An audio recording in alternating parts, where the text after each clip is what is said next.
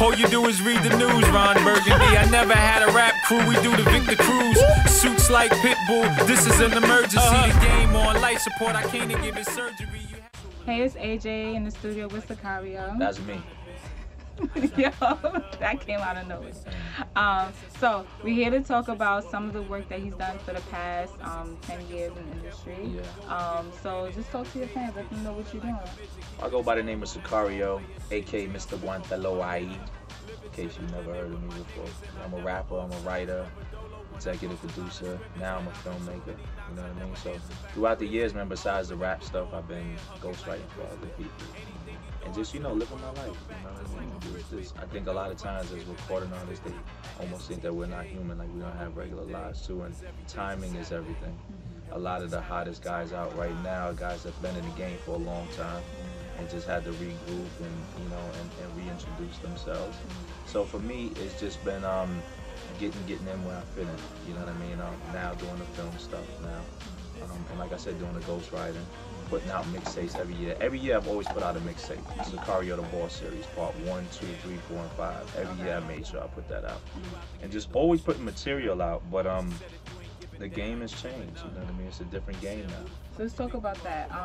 From when you came out back in, let's say, early 2000s to now, how has the game changed and how does it affect the way you put out music? It's a new game. It's the Wild Wild West, Definitely. you know what I mean? Like, it's a different game. It's just, everything we thought we knew is different. The motto, like how we make records, how we was taught to make records, all that changed. That changed with YouTube. That changed with social media. It's a lawless game now. It's not structured anymore. So I think, I think that has a lot to do with social media because there's no filter. So now you can literally be sitting in your bedroom and put out content, and there's no label to filter it out, to structure it, to mold it. It's just raw shit. And so that's how the game has changed now. It's just a different game. So let's backtrack a little bit and let's talk about some of the work you've done back then. So like for the people who do know you, but the ones who do not know you and who would like to know about y'all don't know me. What are some of the things that you've done in the past and who you work with that you would just like to recap a little bit on those individuals? Well, I was on the Kids Bop album, #1 Kids album. That went gold and sold 500,000 copies. I was on Totally Hits LP. That went platinum, sold 1 million copies. I was on NBA Live soundtrack. First video game soundtrack ever to go platinum. We did 1.5 million. The Transporter movie soundtrack, the movie. I got 3 gold albums with Exhibit, writing for him. 1 in Australia, 1 in Canada, and 1 here. I mean, just a bunch of stuff, man. It's just bunch of randomness. Okay. And your production company, let's talk more about that. So my company is called Quiet Ink Productions. It's a media production company, music, films, and multimedia stuff. So, we own all the content. We got a film out called Trouble in the Heights. If you ever had a nutcracker drink, if you've never had a nutcracker, you need to come uptown and get you a nutcracker. We did a whole movie on that. Okay. The Daily News did a write-up. New York Times is doing a write-up. And so, yeah, that's what we're doing with Quiet Ink. It's just content-based, you know what I mean? Just music, films, and multimedia stuff. And do you have like a target group, like a group of individuals you're looking for? It's just everyone, open to everyone, right? Just pure talent, raw talent. Oh, no, we're not signing anybody. Right. Just me. For now. Okay. I mean, for now it's just focused on me, and then as we get later on, we'll sign. I think a lot of people jump the gun with these companies. They'll go from nothing to starting a record company with 10 artists.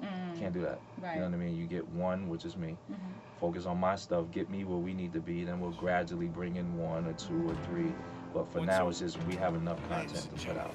So we're just gonna put that out first. Okay, so you've been incognito for how long now? So let's talk about what you've been doing in the times that you've just been incubating and I've been just doing your living. thing. I've been in Stop and Shop. I've been buying food. I've been cooking. Okay. I've been buying clothes, nice sweaters and stuff. Nice. Nah, I just been living. I mean, the game. When I was signed to Elektra, it was exciting. It was an exciting time. It was when you told somebody you were a rapper. That was like telling them you were a doctor to some people. You know what I mean? It meant that much. once. And it was excitement in the air. It was just excitement in the game. And all of that dissipated when CD sales stopped selling and things started to go digital. And all of a sudden, when you said you was a rapper, it was like, oh, let me guess you're a rapper. Right. And the money wasn't the same anymore. And I'm like, this is just not gonna work. You know, I came in it, of course, because I love hip hop, but also because it was a good business. Right.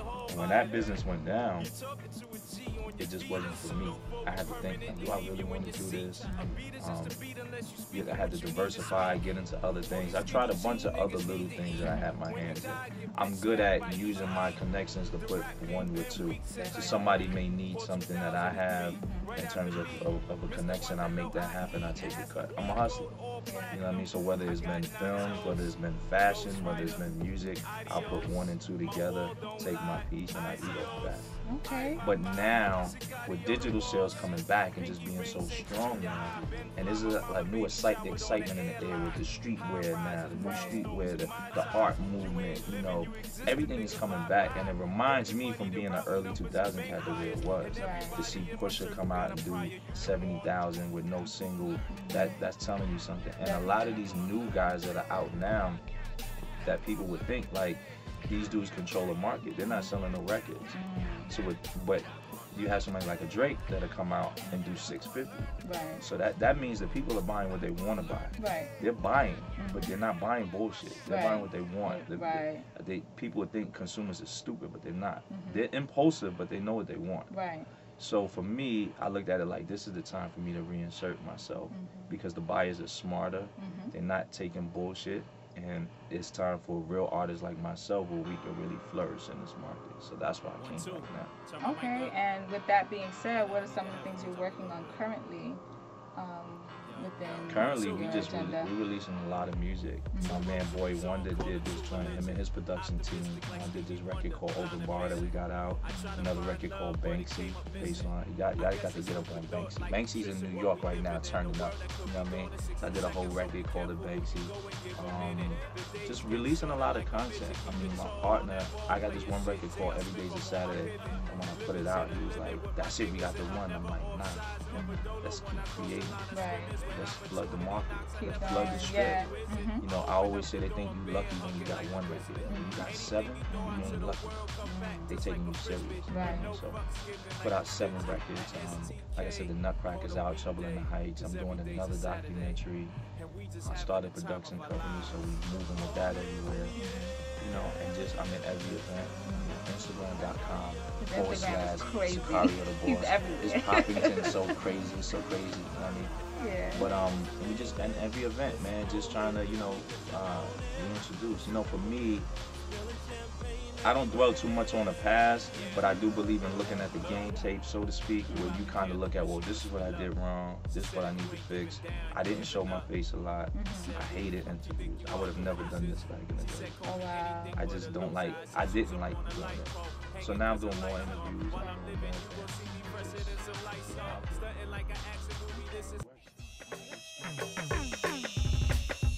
Listen, they said it been a while since you came. I always been a nut though. Can we get an interview? I always told them fuck no.